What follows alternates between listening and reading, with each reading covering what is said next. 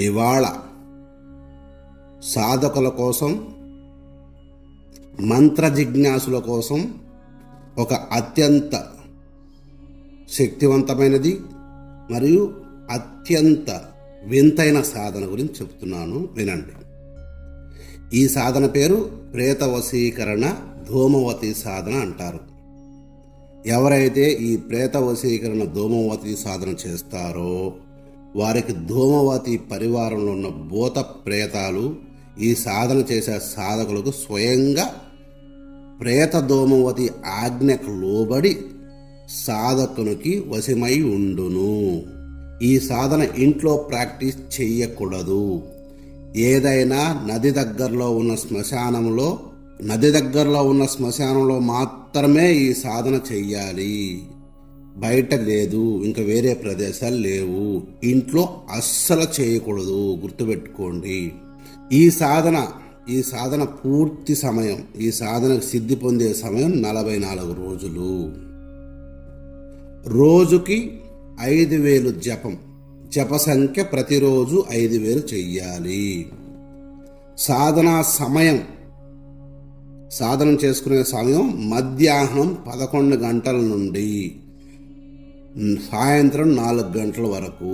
ఈ మధ్యలో మీరు 5000 ఎప్పుడైనా పూర్తి చేసుకోవచ్చు, ఇబ్బందే లేదు. ఒకవేళ అలా చేయలేని వాళ్ళు ఈ 4 గంటల లోపల చేసుకోండి. స్టార్టింగ్లో కొందరికి అంత టైం పడుతుంది. సాధకుడు సాధనా సమయంలో తెల్లని వస్త్రాలు మాత్రమే ధరించాలి. ఉత్తరానికి అభిముఖుడై కూర్చుని మాత్రమే జపం చేయాలి.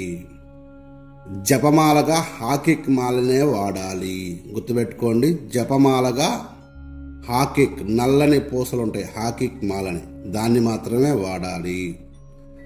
ఆసనంగా గొంగడి లేదా దర్భచాపను వాడుకోవచ్చు.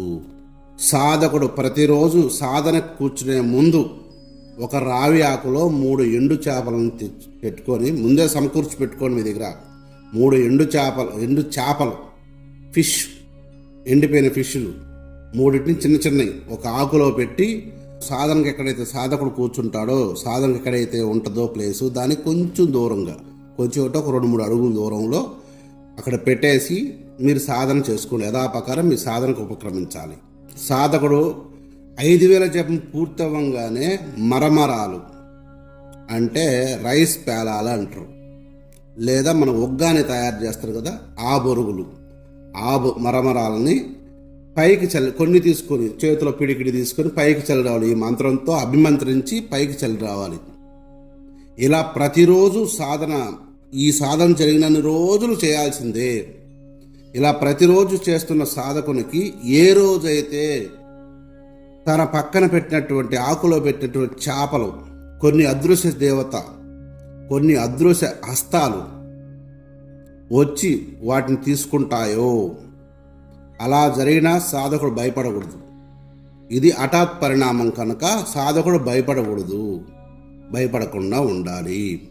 భయపడకుండా ఆ రోజు చేయాల్సిన సాధన 5000 ఉంటుంది, అది చేసుకొని వచ్చేయాలి. చేసుకొని మళ్ళీ వచ్చేటప్పుడు యథాప్రకారం నువ్వు బొరుగులు చల్లుతావు కదా, అభిమంత్రించి బొరుగులు చల్లేటప్పుడు ఆ బొరుగులు కింద పడిన తర్వాత కోళ్ళు తిన్నట్టు, మన బియ్యం చల్లితే కోళ్ళు తింటాయి కదా, అలా అనేక హస్తాలతో వచ్చి ఏరుకొని తింటుంటాయి. వాటిని చూసి భయపడద్దు, అవేమీ చెయ్యవు. ఇది సాధకుడికి మాత్రమే కనిపిస్తాయి, మీరు గుర్తుపట్టుకోండి. సాధకుడికి మాత్రమే కనిపిస్తాయి. అలా భయపడకుండా ఆ సాధన ఇట్లా అన్ని రోజులు సాధన చేయాలి. ప్రతిరోజు ఇవి కనిపిస్తాయని చెప్పలేవు. ఈ 44 రోజుల్లో 3 రోజులు మాత్రమే కనిపిస్తాయి ఇవి. ఇలా హఠాత్తుగా ఊహాతీత పరిణామాలు జరిగినప్పుడు సాధకుడు సాధన మొదలుపెట్టిన రోజు నుంచి 44 రోజుల్లో 3 రోజులు మాత్రమే ఈ హఠాత్ పరిణామాలు మీకు కనిపిస్తాయి. ఇవే మీకు సిద్ధికి కారణాలు కూడా, సిద్ధికి సంకేతాలు కూడా ఇవే. ఇవేమి ప్రమాదకర చీకటి శక్తులు కాదు, మీరు భయపడద్దు. పిశాచులు అంతకంటే కాదు. ఇవి ప్రేత ధూమవతీ దేవికి ఉండే అనేక దెయ్యాలు, భూతాలు మాత్రమే. వీటిని ఇంతకు మునుపు అనేక దేశాల్లో వీటిని సాధన జరుగుతూనే ఉన్నాయి. నాకు తెలిసి నేను చెప్తున్నాను. అనేక దేశాల్లో జరుగుతున్నాయి. మనకింతకుముందు మన పూర్వీకులు చాలామంది చేసే ఉన్నారు ఇవి. అనేక మంది వీటిని వాడుకొని అనేక వింతలు విడ్డూరాలు చేసిన వాళ్ళు మన పూర్వీకుల గతంలో మనం ఉన్నారు, చాలామంది ఉన్నారు. ఇప్పటికీ ఈ తరహా మాయలు మర్మాల సాధనలు Bangladesh, మయన్మారు, Panama, Cambodia, Vietnam, Laos, ఇంకా థాయిలాండ్ అనేక దేశాల్లో వేరు వేరు పేర్లతో పిలుస్తుంటారు ఈ సాధనల్ని. పేర్లు పద్ధతులు వేరే ఉండొచ్చు, కానీ మంత్రశక్తి ఒకటే, మంత్ర సాధన ఒకటే, ఫలితం మాత్రం ఒకటేగా ఉంటుంది అని గ్రహించి సాధన చేయండి. సాధన చేసి వీటిని సాధించుకోండి. ఇకపోతే మంత్రం చెబుతున్నాను, జాగ్రత్తగా వినండి. హ్రీం హ్రోం ధూమ్ ధూమ్ ధూమవతి అహం తహం హ్రీం సకల భూత ప్రేత గణం మమ ఆధీనం కురు కురు స్వాహ. మళ్ళా చెప్తాను మంత్రాన్ని, మళ్ళా వినండి.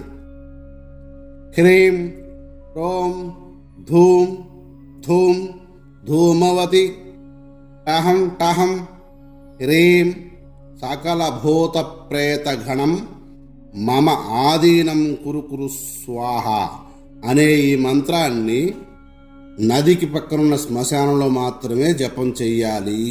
మళ్ళా వినండి, 1-10 సార్లు వింటే మీకు అర్థమైద్ది. మంత్రం దొరికింది దమ్మ చేయొద్దు. ఈ మంత్రం ప్రమాదకారే, కానీ మిమ్మల్ని ఏమీ చంపేది కాదు, మీరు భయపడతారంతే. భయపడేవాళ్ళు ఈ సాధన జోలికి వెళ్ళకండి. ఎందుకంటే ఊహాతీత ఘటనలు ఉంటాయి. సాధకునికి మాత్రమే కనిపిస్తాయి ఊహాతీత ఘటనలు. సుడిగాళ్ళు లేయడం, విపరీతమైన సుడిగాలు మీ చుట్టూ తిరుగుతుంటే సాధన చేసేటప్పుడు మీరు భయపడవద్దు. అందుకే ఈ సాధన కూడా పగలే, పగలే. మీరు రాత్రుల్లో అయితే ఇంకా భయపడతారు, పగలు కూడా భయపడితే ఎలాగా? పగలు కూడా భయపడకుండా చెయ్యాలి. అందుకే చెప్తున్నది, రాత్రులు అయితే ఇంక భయపడతారు, ఎవరైనా భయపడతారు రాత్రులు అంటే. ఎవరంటే స్టార్టింగ్లో చేసేవాళ్ళు సాధన చేసి 1-2 సార్లు డక్కా ముక్కలు తిన్నోళ్ళు ఏం భయపడరు అనుకోండి. ఇటువంటి సాధన చేసేటప్పుడు కొంచెం దేవతా బలం కూడా కొంచెం అవసరం. దానికే మన ఛానల్లో చాలా దేవతా బలాలు ఇచ్చున్నాను. వాటిని చేసుకుని వీటి జోలికి రండి.